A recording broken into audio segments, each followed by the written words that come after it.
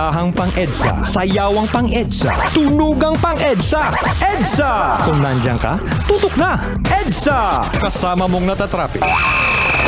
Diego Bandito! Go Diego! Go Diego! Go Diego!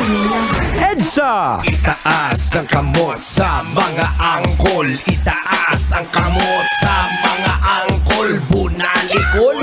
Bunalikol! Bunalkol! Bunalkol!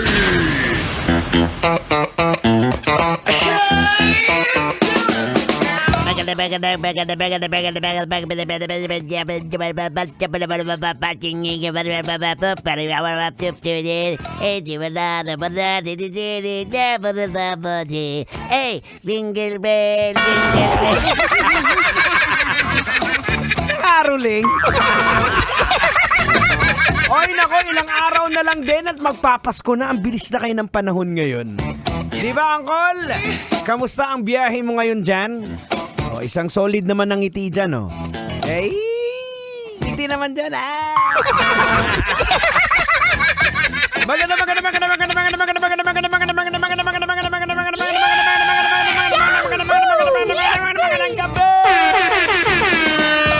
Luzon, Visayas, and Mindanao, and World Wide Web. Eto na, huling hirit na, huling biyahe na, huling revolusyon na. Ang huling pagwaswas naton sa kahanginan, hasta lang tabi isang alas 9, isang gabi, boards. Pero, hindi ka magkasubo ah. Hindi ta kapagpabayaan. Lipayon ta kayo, boards. Ihala lang kung ano gusto mo kay lipayon ta kaya. Aragoy! Maluoy ka. Mayong gabi lang na sa tanan nga may lunggo, Ardis Manila. No! Di ta magpaperdi diya.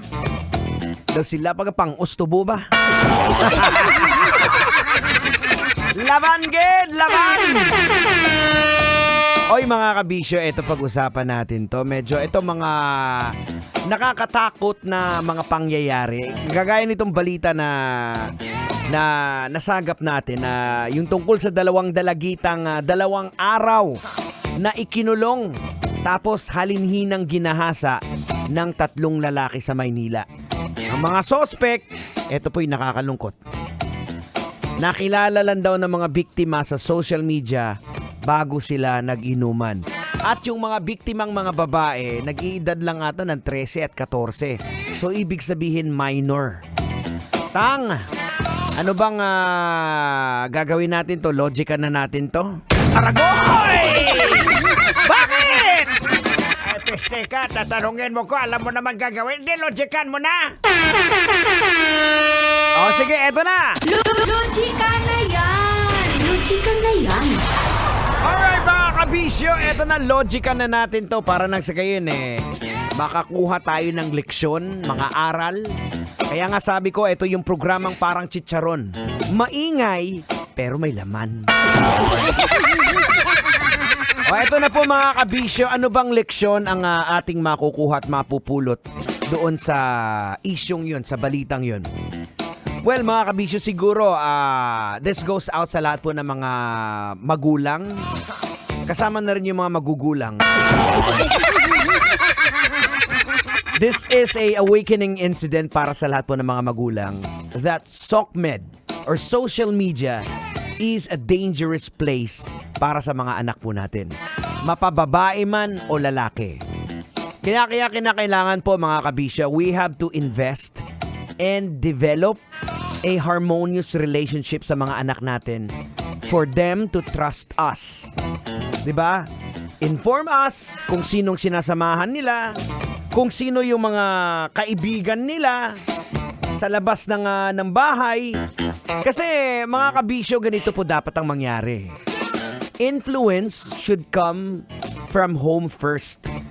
Hindi po manggagaling ang impluwensya sa mga bata sa labas. Now, bakit yung mga teenagers is attracted to SOCMED? Bakit? Because they have the ability to select who they want to connect with. At dyan po papasok ang problema kasi they feel na alam nila yung ginagawa nila, but the thing is, hindi naman talaga. Kaya sila napapahamak. Just like what happened sa mga batang yun, di ba? Kung ano man ang nangyari sa atin, kadalasan tayo din ang dahilan dahil tayo po ang nagdidesisyon. Maliban na lang kung pinuwersa kang dinukot and that's against your will. Kaya para sa mga magulang na kagaya ko, importante gaya ka nabanggit ko kanina, importanteng kilalanin natin yung mga anak natin. Kasi yung anak natin nakikita natin sa loob ng bahay, kung minsan hindi po yan sila pag nasa labas na sila Mga may pagkahunyang. Hindi, sa totoo, real talk po ito. Na kung napaka-sweet mong anak, napaka-masunurin, tapos mababalitaan mo na lang sa labas na ganito yung ginagawa. Kaya kung minsan, hindi mo rin masisisi ang isang magulang pag na hindi, mabait yung anak ko. Mabait yun kasi yun nga ang nakikita nilang behavior sa loob. Pero pag nasa labas, ibang-iba po sila. Ay, sa salitang Chinese pa nga Xing Jing Guang Ting Pao Lo Xing Tao Lo. Aray! Bakit ang? Ay, peste ka, totoo ba yan? Xing Chong Hua Li Ting Tao. Ay! Totoo ba yan? Hindi tang, gumagawa ko lang. Pero mga kabisyo, again sa lahat ng mga magulang, kilalanin po natin yung mga anak po natin. We have to make an extra effort to know them. Find ways. Maghanap po tayo ng mga paraan. Invest ka ng effort and time, oras, to know them, especially yung mga taong nakakasama po nila. Kasi sabi nga nila, tell me who your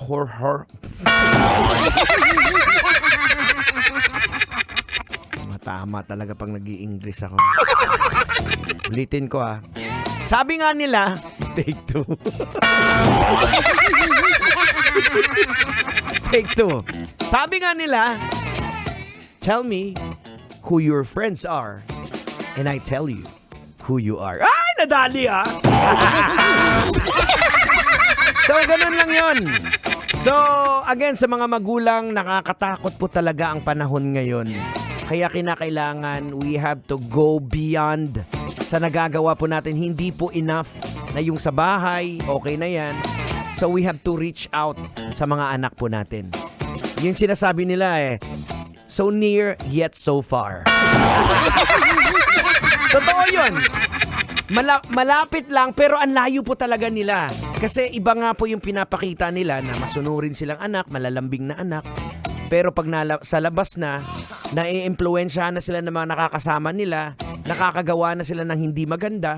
Ang akala mong anak mo na hindi umiinom, hindi tumitikim ng alak. Pag sa labas, nagwawalwal. Yung anak mo na akala mo na hindi naninigarilyo, hindi nagyoyosi, makikita mo na lang, nagbe-vape. Diba? So, bantayan po natin. Make an extra effort. Okay, mga kabisyo, ang bilis ng oras. Tayo po'y magpapaalam na. Ang oras natin, it is now 8:33. Ang tabayanan susunod na po, syempre. Pag alas 9 na, alam nyo na, tutoy na. Susunod na, Totoy Bato. Mula alas 9 hangtod alas 12 ang kaagahon. Pwede nyo po siyang bisitahin. All genders are welcome. Baka magtago si Totoy Bato. Hindi po. Wala po kaming pinipili na mga bumisita dito. Maging sa programang EDSA, pwede po kayong magbisita. Pero paalala lang, baka manuno kayo. Kaya magbaon po kayo ng alay. It is now 34 after 8 o'clock. Now leaving you with this very cool song. Sarap nito pag nagdadrive ka. Mapapahampas ka sa manibela. So, chillin'. Spandau Ballet with True right here on Metro's #1. 90.7 Love Radio. I'm out of here. Good evening.